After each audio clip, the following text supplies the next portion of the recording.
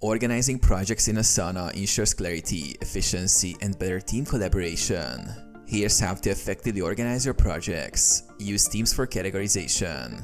Group related projects under specific teams. For instance, create teams like marketing, sales, or development. Access the Teams section in the left sidebar and add projects accordingly. Set clear project names. Use descriptive and consistent naming conventions for your projects, such as Q1 marketing plan or product launch. Utilize sections. Within each project, create sections to break down tasks into categories like to do, in progress, and completed, or by themes such as design and content. Implement tags and custom fields. Add tags to categorize tasks across projects. Use custom fields to track details like deadlines, budgets, or task status. Create portfolios. For a high-level view, group multiple projects in a portfolio.